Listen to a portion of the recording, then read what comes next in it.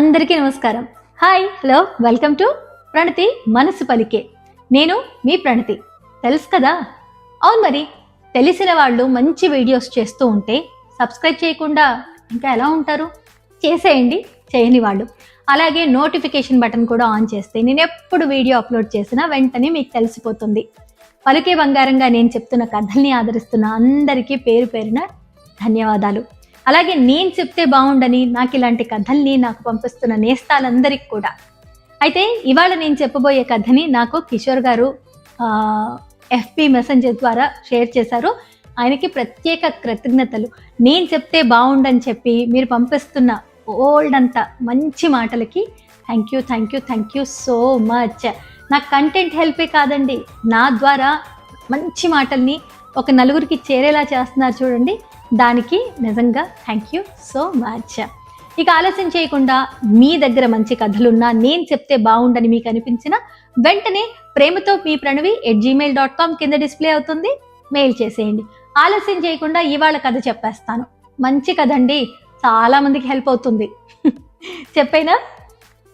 పొరుగింటి మంగళ గౌరి వేసుకున్న గొలుసు చూడు, ఎదురింటి పిన్ని గారి కాసుల పేరు చూడు, ఇరుగు పొరుగు వాళ్ళు భలే బాగుపడ్డారు, నగ నట్ర టీవీ గట్ర కొనుక్కున్నారు, మనకు మళ్ళీ ఎవరు ఉన్నారు, ఉసూరంటూ ఇలా ఎన్నాళ్ళు, మన బతుకేమో హిట్టా తగలబడింది, ఎక్కడ వేసిన గొంగళి అక్కడే ఉంది అని పాపం భార్య అంటూ ఉంటే భర్త ఏం చేస్తాడు?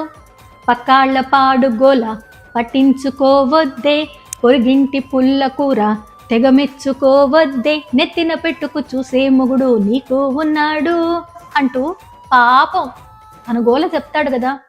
ఆ గోలకి ఈ పాటకి సంబంధం ఏంటి?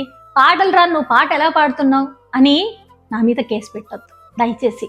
అంటే సంబంధం ఉంది. ఇలా అందరూ కాదులేండి, బట్ అక్కడక్కడ ఉంటారు, ఉండేవాళ్ళు ఉన్నారు.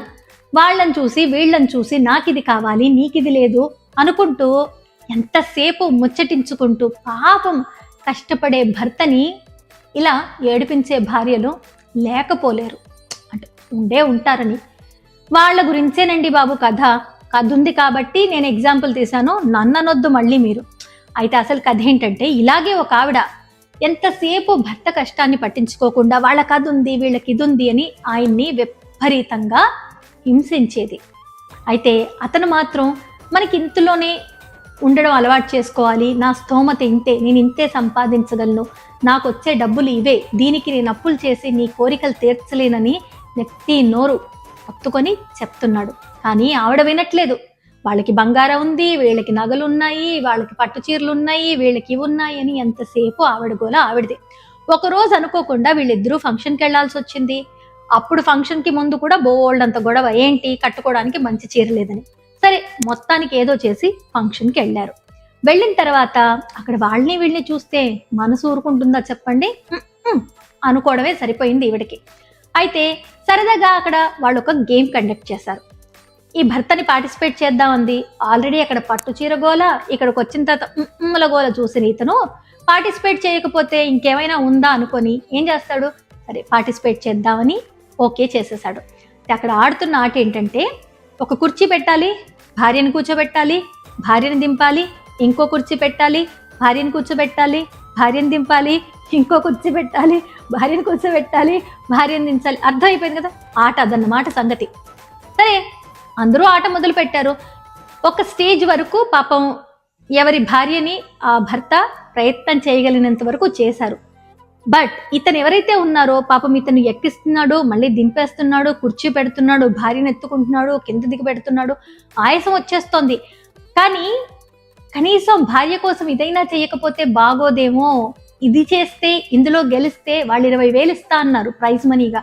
ఆ వస్తే తన పట్టు చీరైనా కొనుక్కుంటుందేమో, తనకు కావాల్సినవి ఏమైనా కొనుక్కుంటుందేమో, ఎలాగో నేను సంపాదించి తన ఆనందం తీర్చలేకపోతున్నాను, దీంట్లో నేను కాస్త కష్టపడి గెలిచాననుకో, ఆ డబ్బులతో తనకు ఆనందం వస్తుంది కదా, తను కావాల్సింది కొనుక్కుంటుంది కదా అన్న ఆలోచనతో అతని ప్రయత్నం ఆపకుండా చేస్తూనే ఉన్నాడు. ఒక ఒక ఒక స్టేజ్లో అతనికి ఆవిడ్ని ఎత్తి అలా దింపి మళ్ళీ ఇంకో కుర్చీ పెట్టి ఎత్తలేక ఆయాసపడుతూ ఆ బరువు, ఆ నొప్పి, అంటే ఎంతైనా కదండి మన భారానికి మించింది ఏది మోసినా మనకి అది కష్టంగానే ఉంటుంది. కళ్ళ నిండా నీళ్ళు వచ్చేస్తున్నాయి పాపం. కానీ అతను దిగమింగుకుంటూ భార్య కోసం అది చేస్తూ ఉంటే అప్పుడు అర్థం చేసుకుంది ఆ భార్యకి, నిజమే కదా, భారం ఎక్కువ అవుతున్న కొద్దీ ఒక స్టేజ్ వరకు ఆయన తీసుకోగలిగాడు, ఈజీగానే చేయగలిగాడు. కానీ ఒక స్టేజ్ అయిన తర్వాత అతను చాలా కష్టపడిపోతున్నాడు ఈవిడ్ని పైకి పెట్టి కిందికి దింపడానికి. అలాగే అతనికి చేతకాంది ఏదైనా అతనికి భారమైనప్పుడు అతను అంతే కష్టపడతాడేమో కదా అన్న రియలైజేషన్ ఆ వైఫ్లో వచ్చింది. సరే, ప్రైజ్ మనీ వీళ్ళకే వచ్చింది అని అనుకుందాం. అక్కడ ఆ భార్య అర్థం చేసుకొని భర్తని ఇంకా ఆపండి అన్నట్టుగా చెప్పింది.